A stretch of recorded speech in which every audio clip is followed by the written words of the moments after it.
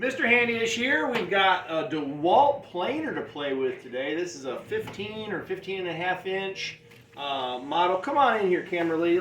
Let's make sure that they know what model we're actually going here. This is DeWalt DW734 planer, and it runs off a standard 110, 120 power.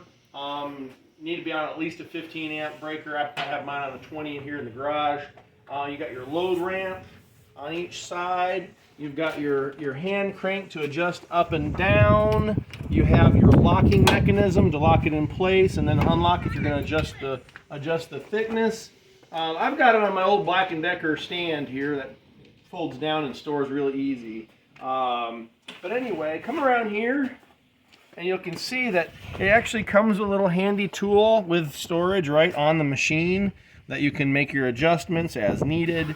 Right up here, it actually shows you how much up and down it will raise it based on the how much turning you do.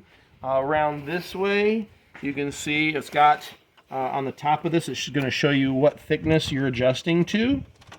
And then right here, as you're running the boards through, you'll see this bounce up and down, telling you how much material it's actually taking off of your piece of lumber.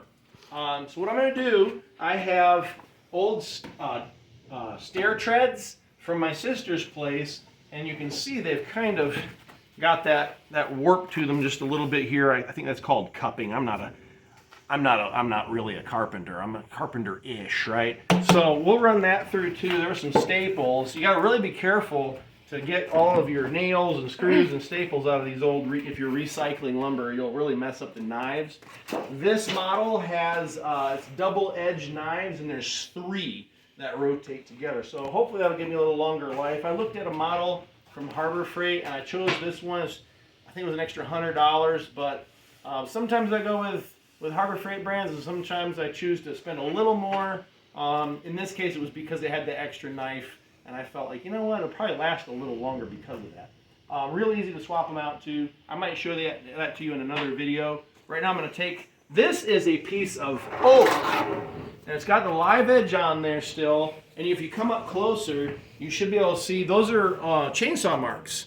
So I milled this with a chainsaw without a guide. So this is, you can see it's not perfect, but I ran it through with a chainsaw. So I'll kick this on and run it through a few times. Way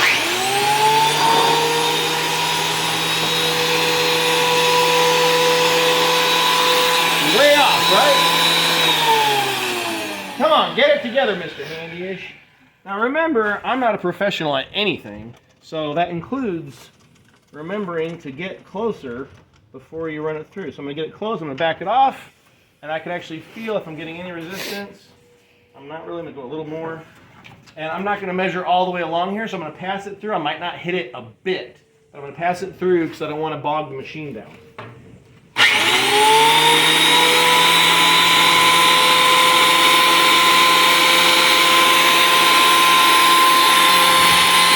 Getting a little bit, barely.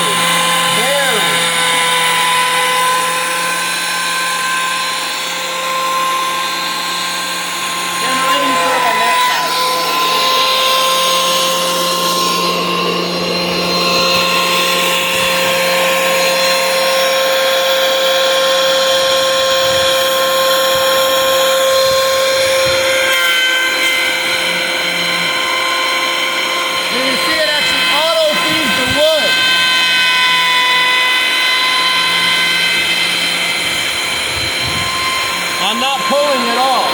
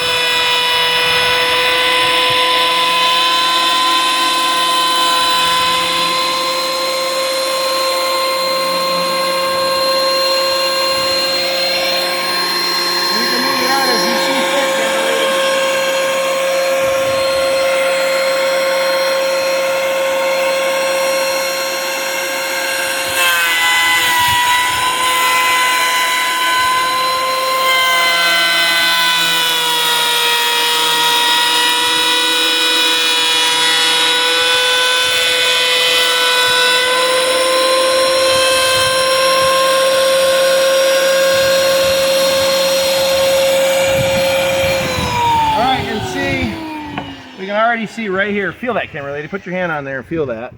Look how smooth that is. All right, so you can see where it transitions obviously from where it's moved and where it's got some chainsaw marks left on it. And depending on what kind of look you're going for, you might choose to leave some of this. Now what it's done though is it's leveled this side off. So if I might want to leave some marks on this, flip it over and go deeper with this. But if you look close, this is where I've got my deeper grooves. So I'm going to want to take more material off this side, question mark. You got to think about what kind of thickness you want your final product. So if I don't want to take too much more off, this is the side I'll just do a couple passes then to leave the dramatic look of the chainsaw marks, and then I'll come back to this side to clean it up. So let's run this one through a couple, get it flattened out a little bit, and then I'll actually make this my pretty side. And if I was smart, you know, maybe a little more planning, but the chainsaw does a lot of the deciding for me.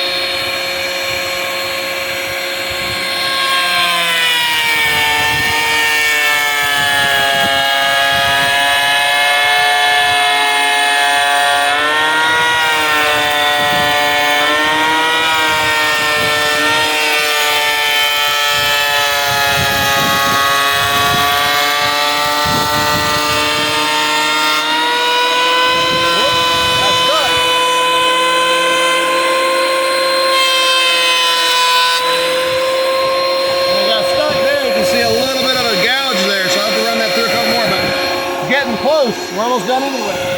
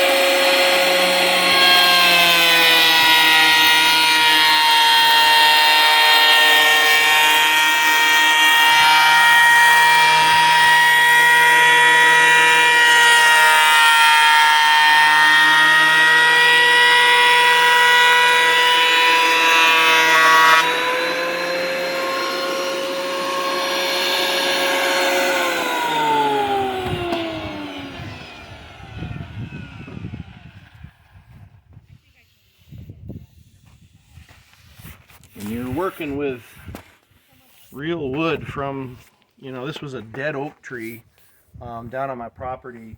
You find things like this. Come on in close. These were little beetle larvae having a little snack.